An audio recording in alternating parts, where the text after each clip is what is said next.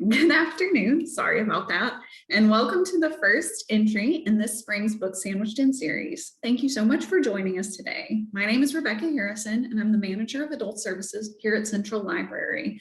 I'm very excited to be helping out this spring by introducing our wonderful lineup of Book Sandwiched In speakers. I'd like to thank the Friends of the Tulsa City County Libraries for sponsoring today's program. If you'd like more information about how to become a friend of the library, visit tulsalibrary.org/friends. And if you have questions throughout today's program, please feel free to put those in the chat. Our speaker will answer audience questions following her presentation. And now today, I'd like to welcome Rebecca Marks-Jimerson. Rebecca is an actress, entertainer, playwright, and cultural storyteller. She attended the University of Southern California, University of Oklahoma, Oklahoma State University, and Theropon University, graduating with a Bachelor of Arts, Master of Science degree, and PhD in organizational leadership. Rebecca is a member emeritus of the historic Greenwood Chamber of Commerce dating back to 1923. She co-wrote the play Resurrecting Black Wall Street, based loosely on the life of 105-year-old Leslie Benningfield Randall, Tulsa's last known race massacre survivor, which debuted at the Tulsa Performing Arts Center in February 2019. Rebecca is currently Community and Equity Engagement Liaison for the Tulsa County Sheriff's Office and Assistant Professor and Curriculum Developer for Southern Nazarene University Tulsa campus. Please join me in giving Rebecca Marks-Jimerson a very warm welcome. Hello and welcome. Welcome to Mallard, Louisiana. No, not really, but thank you for inviting me to review the book, The Vanishing Half by Bennett. It opens a conversation on the complexity of identity and how we are changed in every ways, large and small, as we absorb our lives and our lives absorb us. So let's start now by looking at the major characters. And I like to go over the characters because as I refer to them, you will have some reference of who they are. Desiree Vignier, one of the twins raised in Mallard, Louisiana. She is the more restless of the two twins. And then we have Stella Vignier Sanders. She is the calmer one and the one that passes for white. Jude, Desiree's daughter. Adele Vignier, Desiree and Stella's mother. Leon Vignier, Desiree and Stella's father, who was lynched by a white mob and the twins witness. Early Jones, Desiree's childhood crush, and he's a tracker. He tracks people on the run and eventually becomes a romantically involved with Desiree. Reese Carter, Jude's boyfriend, who is undergoing gender reassignment. Blake Sanders, Stella's husband. Kennedy Sanders, Stella and Blake's daughters. Sam Winston, Desiree's abusive husband. Those are the main characters that we will focus on as we take a look back to Mallard, Louisiana. So the story goes as we go back to part one, The Lost Twins. Mallard, Louisiana is a small town originally founded by a light-skinned Black man who dreamed of succeeding in building a town full of Black folks. Mallard, named after the ring-necked ducks, lived in the rice and field marshes, a town like no other that was more of an idea than a place. The idea arrived in Alfonso Decour in 1848 as he stood in the sugarcane fields he inherited from his father, who once owned him. The father, now dead, the now freed son, wished to build something on these acres that would last for centuries to come. A town for men like him who would never be accepted as white, but refused to be treated like Negroes. A third place, his mother, Rest, who hated his lightness when he was boy. But he decided he would marry a mulatto, even lighter than himself, and become a town that child and that next child, that cup of coffee still steadily diluted with cream, a more perfect Negro, each generation lighter than before. And soon others came. The idea and place became inseparable, and Mallard carried through the rest of St. Landry's parish. Colored people whispered about it, wondered about it. White people couldn't believe that it even existed. But yet, this was the place that the twins were born. And by the time the Vignier twins were born, Alfonso Decore was long dead. But his great-great-granddaughters inherited his legacy, whether they wanted it or not. Even Desiree, who complained every Founders Day picnic, who rolled her eyes when anything had to do with the history. How could she feel that way? That she could flick away history like shrugging a hand off your shoulder. You can escape a town, but you cannot escape blood.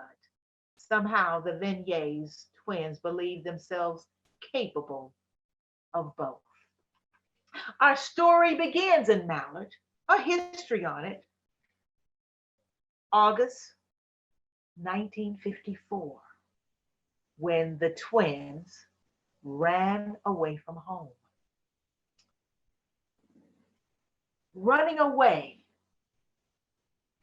from Mallard, a town that everyone was lighter than the others, and they decided to do it on the night of the Founders Day, right after the Founders Day picnic.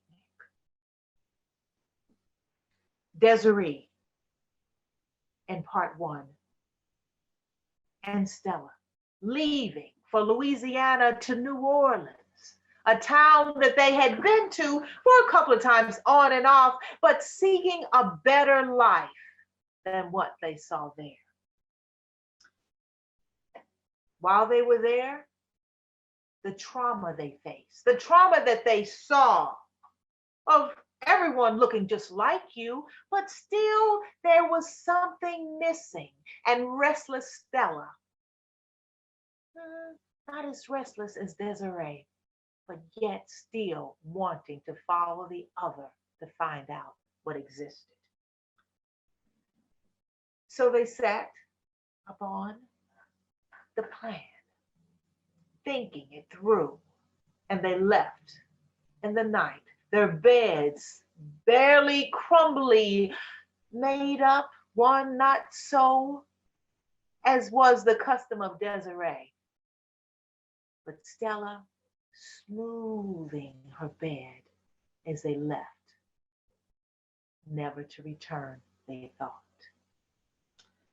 The twins' father, Leon, died when they were very young, and their mother, Dale, was a maid. Desiree had hated the small town and wanted to get out, and Stella considered leaving, but she thought, Desiree, can you wait until we at least get out the 10th grade? Because they too worked as maids. Stella had been hoping to go to college, but now those plans were up in air as they aired and discussed their plans to leave. So the twins left, and New Orleans, it was very difficult. Stella thinking, how are we going to make it? Let's find job, let's find work.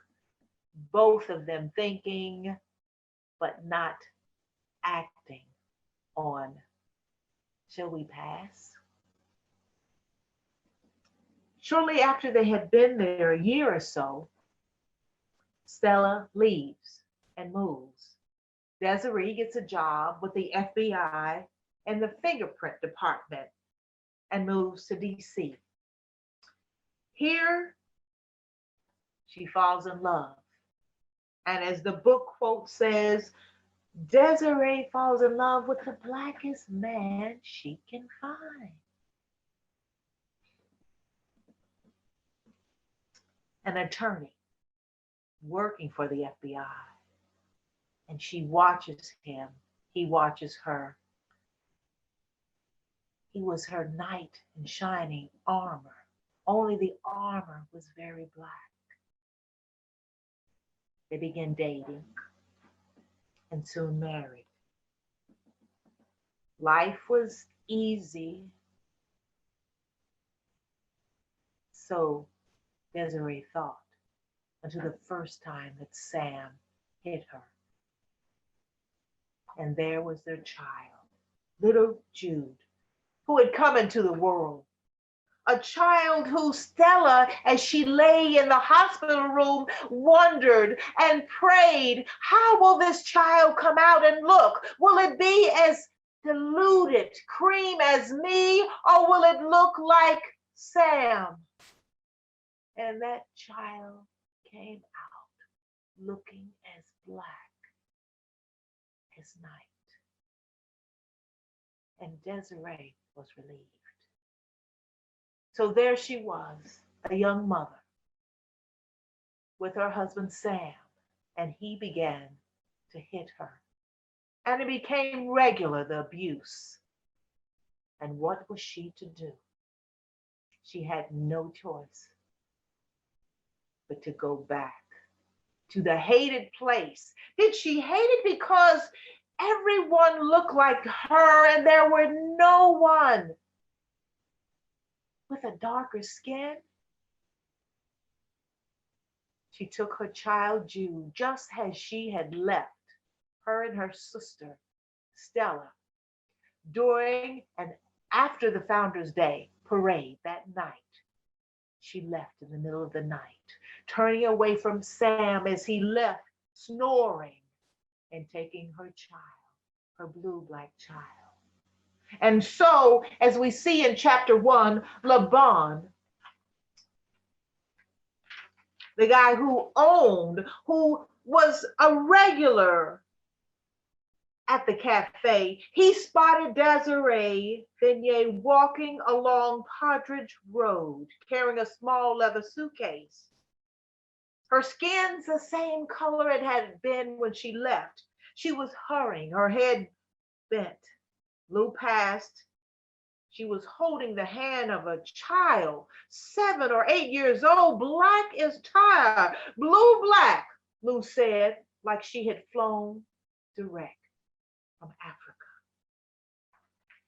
There was Desiree going to her mother's house, Adele, because she had nowhere else to go. She returns home, only to find that her mother is very disgusted, almost disappointed that here is my daughter returning, and that just cannot be your child. The child looks nothing like us. This is Mallard, where we are all the same. Yet Desiree, having no place to go, comes back, returns, and her child suffers many injustices. Present day, New Orleans, 1968, enters Early Jones, a young man that Desiree had seen as a child with his family who were in the area to harvest fruit. He would stop by her the porch every evening and leave a fresh fruit, a pear, an apple. And her mother saw this, and her mother says, "Go on now, there's no place for you here," seeing that her daughter was looking at a man who was black as midnight. Early Jones, back in 1968, as we see, he enters. He's a people hunter, and he has been hired by Sam Winston, Desiree's husband, to find her. As soon as Early sees the picture, he recognizes her from that summer he spent in Mallard when the twins were young. And he sets out. He sets out to find her, not for Sam Winston, but to recollect and get acquainted with the young girl he saw as a child.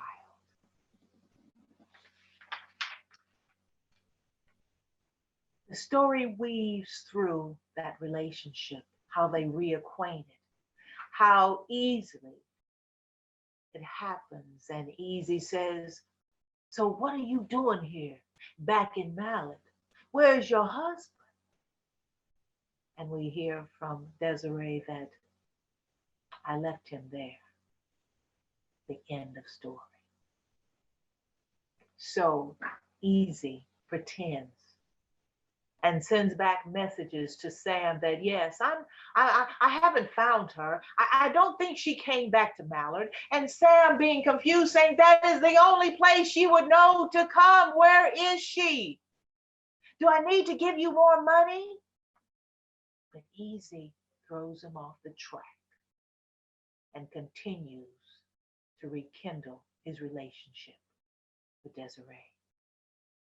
When the twins were young, in chapter 2, we find that their father, Leon Vignier, was murdered by 5 white men. They beat him, and the twins watched it. They not only beat him, but he survived. He survived. They took him to the hospital, and those same men shot him. The men had claimed that Leon had written dirty notes to a white woman. But Leon was illiterate. He couldn't read and write. What was the real reason why they killed him? Because he had underbid them for a business contract. In present day, 1968, Adele is glad to have Desiree back. She helps her get settled in, but she knows their mother. The uncertainty that this child will suffer at the hands of the youth, of the people of Mallard. Desiree applies for a fingerprint examiner at the sheriff's office. She aces the test. But when they see that she's from Mallard, just another light-skinned Negro, she's rejected. But she knows it's because she's Black. So Desiree goes to her grandmother, Lorna Vinay's bar, the Surly Goat, and begins working there. And there she rekindles her relationship with Early. And her mother, seeing this once again, is shamed. But at this point, there's nothing she can do. In part 3, Desiree gets a job, another job at Lou LeBon's Egg House, the local diner that she grew up going to. She thinks about how she first left Mallard. They got jobs, her and her sisters, at Dixie Laundry in New Orleans. Her mind is reminiscing, where is my sister? What is she doing? I haven't heard from her. But how they could hardly make it in New Orleans. as the light-skinned, colored girls they were. They were soon going to starve. So Stella later got a job at a department store where they only accept whites. That was the day, that one day, that Stella disappeared with a note only saying, "Sorry, but she's got to go her own way." So when Desiree tells Early, as she talks about, "I haven't seen my sister," Early says, "I'll find her." Yet they have so little to go upon. And Desiree recalls of, I guess she's passing, but not for certain, but thinking, I know she got that job at that department store, and the only way she could have got that job is if she was passing. So Early says, "I'll find her." And he sets out on a trail, not a smoking gun, to find Stella. Early tells Desiree about being raised by his aunt when he was 8 and seeing her when he was in the orchard and he had never been around and touched skin so beautiful, so cream. And his story about how he went on and how he went from job to job and ended up in the Angola State Prison. Adele advises Desiree during this time to leave Stella alone. Don't worry where she is. She doesn't want to be found. But Early and Desiree are on the hunt. Their first stop back in New Orleans. They call their friend who had been there before, but she didn't know where Desiree had gone. So then they go to the department store where they provide Stella's last forwarding address, Boston, Massachusetts. And I might add that when they go to the store, it's not Early that can go into the department store. This is 1968. But Desiree, who for the first time goes in and passes as a white customer inquiring about her sister. Part 2, Maps, 1978. After we've seen that Jude has gone through so many tumultuous times as the only Black-skinned child in the school, ridiculed, taken for granted, and yes, even mocked by the teachers.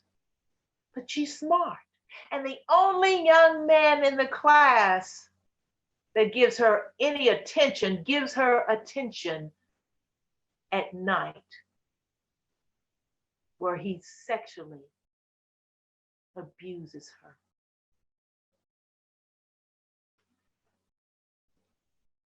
Jude wants to leave all this behind.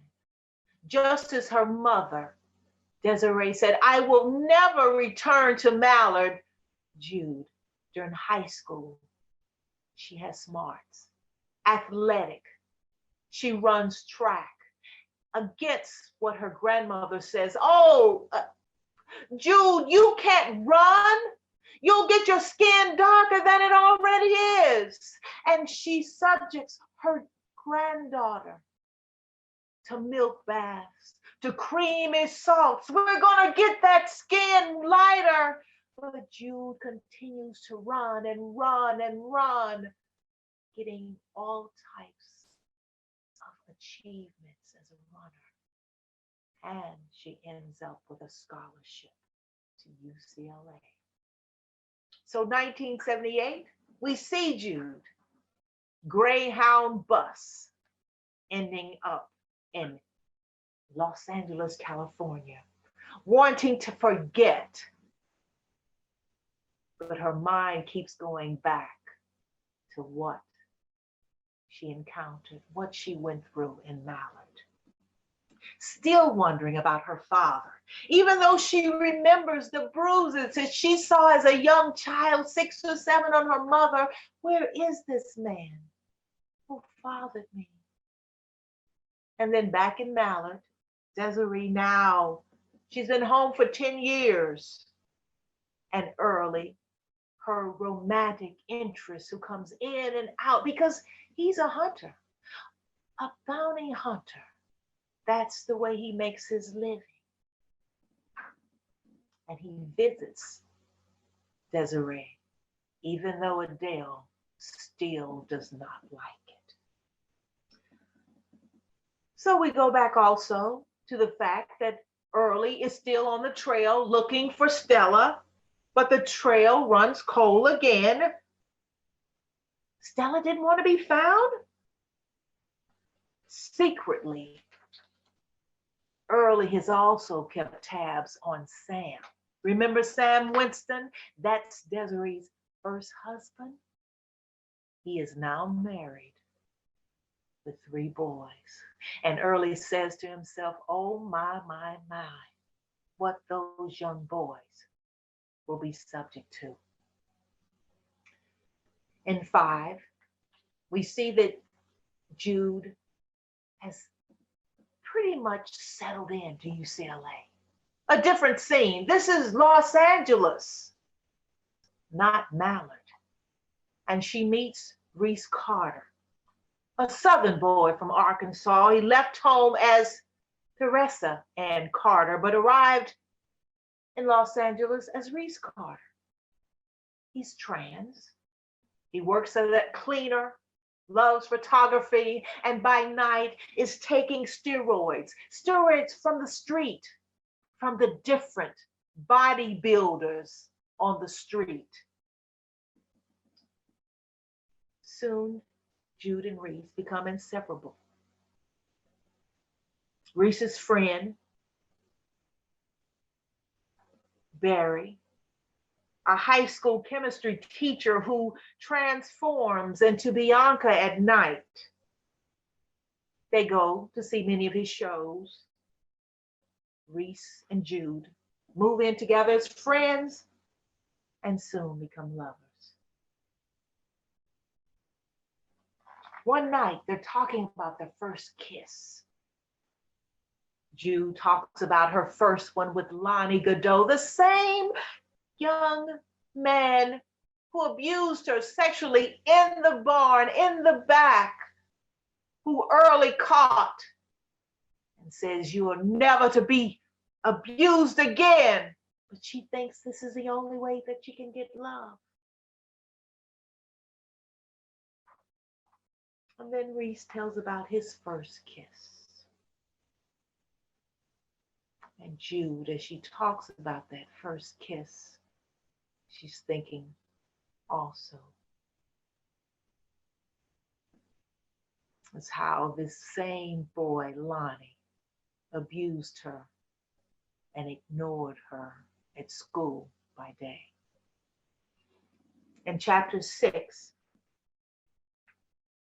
Reese tells Jude that he left home because his father beat him after finding him fooling around with his sister's friend dressed as a man. He's considering getting surgery for his chest, but it's expensive and risky. But Jude wants to help, so she gets a higher paying job from Barry's cousin, who drives a catering van. So she finds herself working as a waitress, attendant for a catering of finer fares. And one night she works at a party for a rich white man, an important kind, and Jude sees, excuse me, a girl with violet eyes. But seeing that woman causes Jude to drop a bottle of wine. Oh my goodness! Right there at this fabulous home. Oh my goodness. She drops the wine and she's fired immediately. What was it? She saw her mother. Her mother, not physically the same, but the resemblance. Who was it?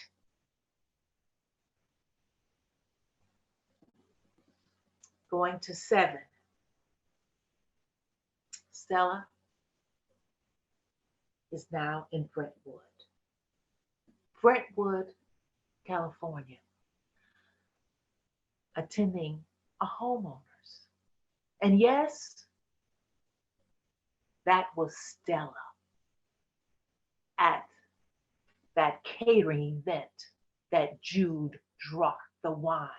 She thought, my mother? Who was it? Stella's in Brentwood, attending a homeowners associating meeting. The residents are angry that one of the houses has been sold. Remember, this is 1968, to a Black man, a man who on TV, he's known as the Sergeant Walker on TV. He's an artist, an entertainer, and they have no place for him in Brentwood. That's what they're talking about. Can we let this family in? Nevertheless, the house is sold to them. However, after much discussion, things start happening in the neighborhood, and we'll talk about those later. But Stella's husband, Blake, who is a son of a banking executive, Yale graduate, he was working in the department of marketing at the department store that Stella was, and she was hired as a secretary. And now they've moved up, and they have a blonde-haired, violet-eyed daughter, and they live a life of comfort. And Blake believes Stella's family are deceased. I mean, after all, that's what he's told her. He said that, she said, my family, I lost my mom and dad in a car wreck. In 8, we see that Loretta, that's the family in Brentwood, and her daughter Cindy become friends with Stella. However, that friendship is soon recognized by other people in the neighborhood who say, Stella, why are you over there with that Negro family? And Stella has to pull herself apart. Something pushing her and pulling her. Well, that friendship is soon over. And around this time, we see how the author has entwined history facts that MLK and JFK are assassinated. In 9, Stella recalls the freedom when she first moved to New Orleans and when she first started passing as white. It was as easy as acting and becoming someone different. That's all you had to do.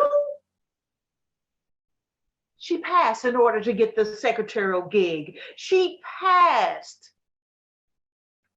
in present day 1968. The other women in the neighborhood, they gossip about Stella and befriending Loretta, but she didn't care because she had passed. She was white. We also see in chapter 9 that Loretta tells Stella that her daughter can no longer play with her daughter. And so that ends that friendship.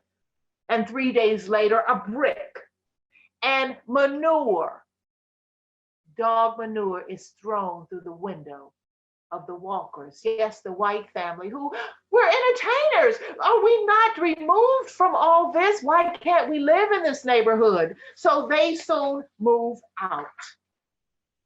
In stage door, 1982, part 10, Jude is working as a waitress.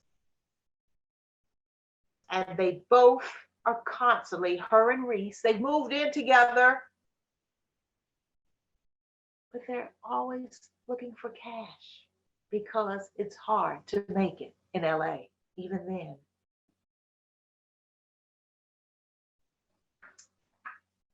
We also find that Jude starts working at the Midnight Marauders at the Stardust Theater. There she meets Kennedy and manages to get Kennedy to confirm that, yes, her mother is Stella. In 11, Stella is now an adjunct teaching because after going through the, oh my goodness, mind-blowing episode with the Walker family, her husband Blake says, you need to do something with yourself. And so she goes back to school and she becomes a professor, thinking that this will camouflage the other half that you have caused to vanish. She gets her PhD and she tries to convince her daughter to go back to school, who now Kennedy says, I have touched entertainment. I want to be a thespian, a star. In 12, we see that Jude joins the Stardust as an usher and spends her whole life watching, for a while, Kennedy and seeing her mother. In 13, at the final show, Stella shows up because this show that Kennedy has been in, it's secondary, nothing big. And during intermission, Jude goes out and sees her smoking a cigarette. And Stella asks, cigarette? And Jude tells her, are you from Mallard? No, never heard of it. And she leaves before being there for the curtain call for her daughter. Stella and Blake give Kennedy 1 more year to try acting, and they pay for her rent.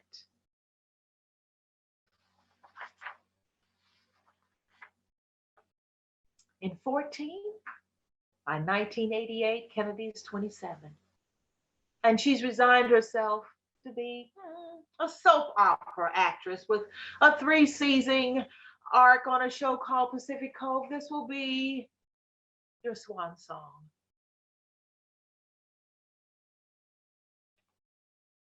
In 1985, we see, going back, that Kennedy ran into Jude again.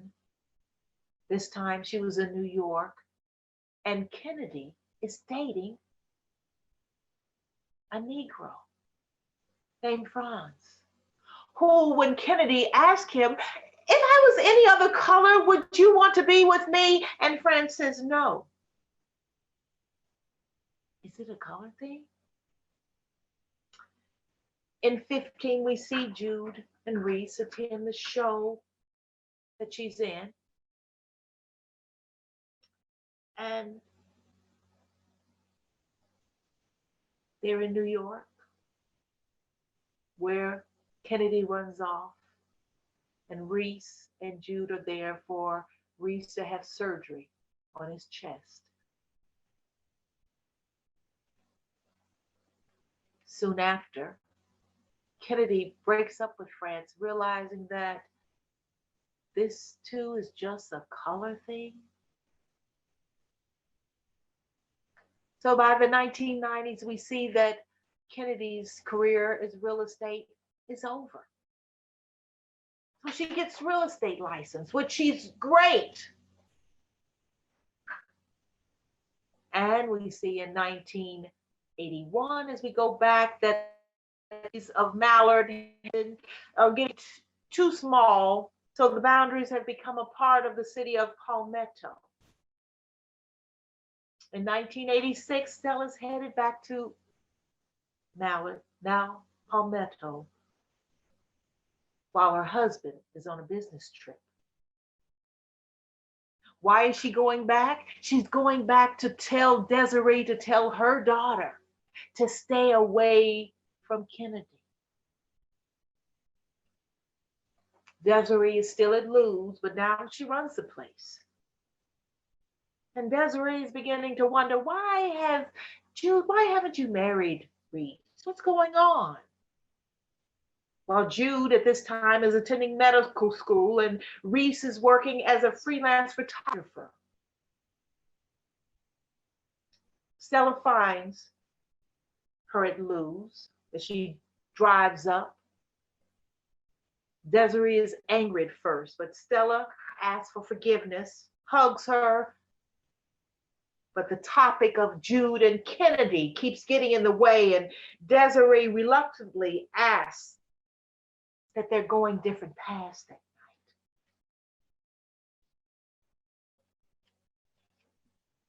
night. Different path. And the path that Stella chose, she chose because it gave me a better life. A better life than what I have here. Stella goes, sees her mother. Early takes her to the bus stop. She sees her mother this time has Alzheimer's. And she is just a rocking old lady now. So Stella takes off her mother's wedding ring to give, to take care of her mother. Soon after, we find that Kennedy moves home and Stella goes to see her and, hey, where's your ring? And for the first time, Stella tells her the truth about all of Mallard. In the last chapter, we see that Adele has passed away and Jude comes back home. Jude and Kennedy are still in touch, unbeknownst to their mothers. Desiree and Early moved to Houston because Desiree says, I can no longer be here in this place with the memories that I have. So she sells her mom's house and goes and moves to Houston, works at a call center. Early works at a refinery. And when there she is, Jude, who spent her life wondering about her life, what her life would be like if she had ended up with Stella. Desiree ending up where she is. She tells her daughter, I'm glad I ended up with you.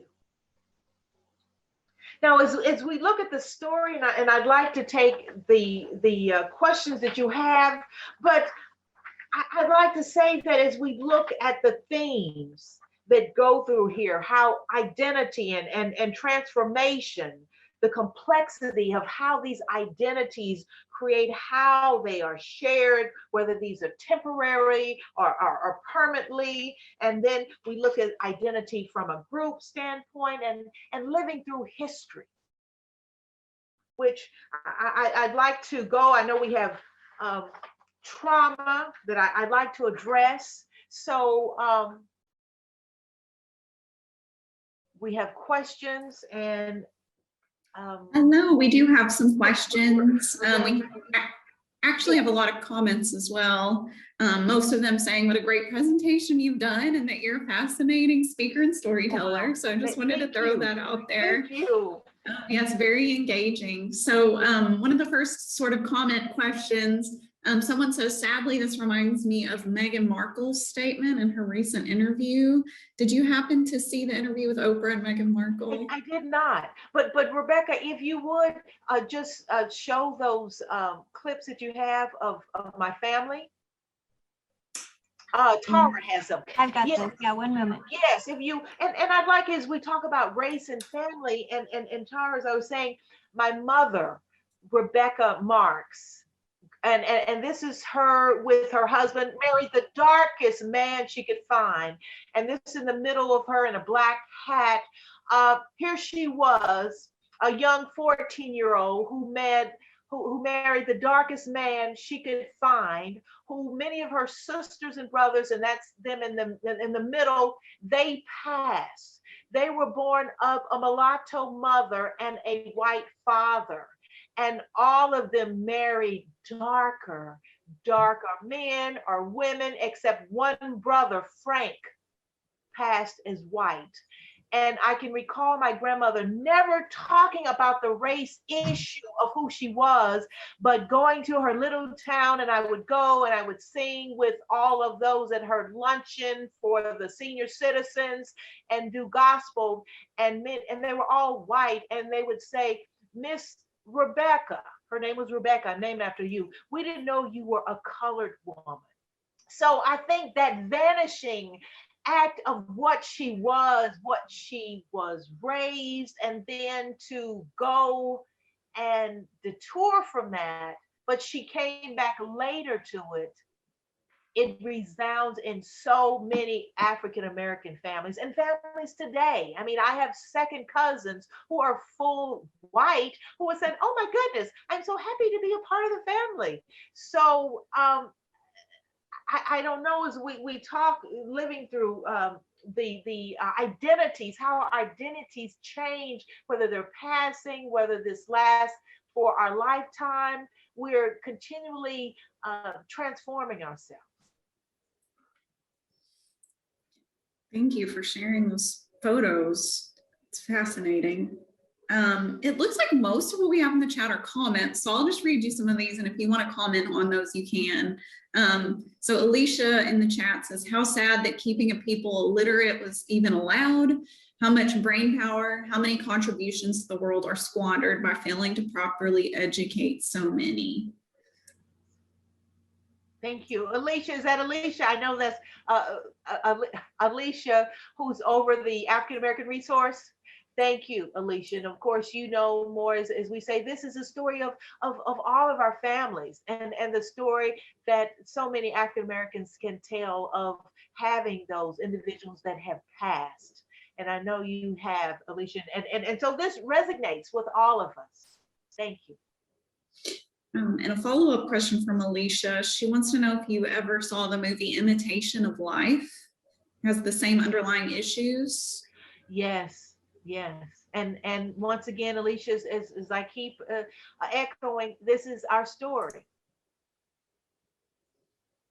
And it looks like the rest of the comments are just praise and kudos for your covering of the vanishing half. I'm not seeing any other questions in the chat.